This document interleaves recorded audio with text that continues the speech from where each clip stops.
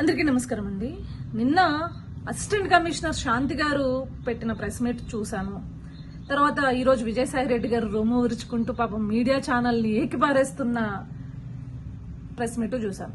First of all ఒక మహిళగా పాపం ఆవిడ బాధ, నాకు కూడా చాలా బాధ అనిపించింది ఆవిడని చూసి. ఒక మహిళకి అలాంటి పరిస్థితి రాకూడదు, ఒక మహిళగా నేనైతే చెప్పగలను. కానీ వీళ్ళిద్దరూ మర్చిపోతున్న విషయాలు ఏంటి అంటే, వీళ్ళిద్దరు ప్రెస్ మీట్లలోనూ తెలుగుదేశం పార్టీని, కూటమి పార్టీలని, అదేవిధంగా మీడియాల్ని పాపం వాళ్ళేదో ఈ కథంతా వడ్డించి వార్చినట్లు, వాళ్ళేదో చేసినట్లు మాట్లాడారు. కానీ అసలు ఇదంతా ఎక్కడ మొదలైంది? ఇది మొదలైంది శాంతి గారి భర్త దగ్గర నుంచి.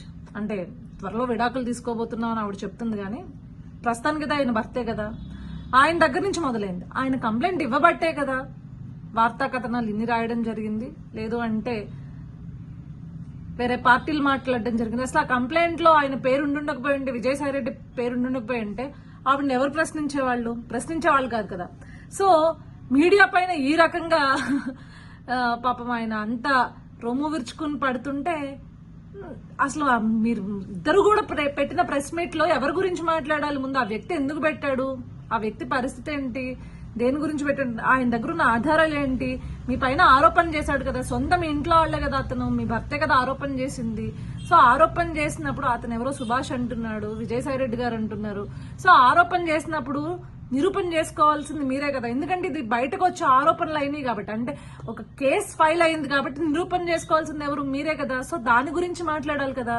సో మీరు నిజంగా సచ్చీలు అయి ఉండుంటే, స్వచ్ఛంగా ఉండుంటే మీరు ఏం చేయాలి? DNA టెస్ట్కి మేము రెడీ అని చెప్పేసి అనాలి. కానీ ఇద్దరు ఆ మాట మాట్లాడిన పరిస్థితి అయితే నాకు కనిపించలేదు. ఇంకొక విషయం మాట్లాడుకోవాలి మనం.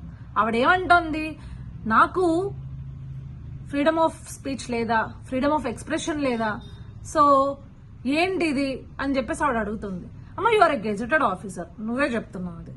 సో నువ్వు అట్లాంటి ఆఫీసర్ అయినప్పుడు నువ్వు ఏ రకంగా వ్యక్తి పూజ లేకపోతే వేరే పార్టీలకి పూజ చేస్తావు? నువ్వు ప్రతి కమెంట్స్ లో, అంటే కమెంట్స్ లో నువ్వు ఒక ఉద్యమమే చేసావమ్మా, నాకు అర్థం కాలేదు. నాకు తెలిసి ఏ గవర్నమెంట్ ఎంప్లాయీస్ పార్టీ సైడ్స్ అంత ఓపెన్ గా తీసుకోరు, కానీ నువ్వేం రాసావు? విజయసాయి రెడ్డి గారు ఇంకా మరి ఆ వైఎస్ఆర్సీపీ పార్టీలో ఏ నాయకుల కింద రాయలేదు, లేకపోతే వైఎస్ఆర్సీపీ పార్టీకి ఒఫిషియల్ పేజెస్ ఉంటే వాటి కింద కూడా ఏమీ రాయలేదు. నువ్వు దేని కింద రాసావు? కేవలం విజయసాయి రెడ్డి గారి అకౌంట్ కింద మాత్రమే ఏమని రాసావు? You are the spinal cord to our party అని రాసావు. అంటే నువ్వు మా పార్టీకి వెన్నుముక అంటే ఓపెన్ గా యు ఆర్ అడ్రెసింగ్ దట్ నేను వైఎస్ఆర్సీపీ పార్టీకి సంబంధించిన దాన్ని అని చెప్పేసి చెప్తున్నా. అది ఎంతవరకు లీగల్? అది చెప్పండి. ఈ ముక్క పట్టుకుని మీరు రాసిన, మీ అకౌంట్ నుంచి స్వయంగా మీరు రాసిన దాన్ని పట్టుకుని ఈ రోజు మిమ్మల్ని సస్పెండ్ చేసే పరిస్థితి కూడా ఉండింది కదా. అంత ఓపెన్ గా ఎట్లా అడ్రస్ చేస్తారు పార్టీస్ విషయము? సో తోకను వదిలేసి, అంటే తలను వదిలేసి తోకను పట్టుకుని వేలాడుతున్నట్లుంది విజయసాయి రెడ్డి గారు కావచ్చు, శాంతి గారు కావచ్చు. ముందు వాటిని దయచేసి కరెక్ట్ చేసుకోండి.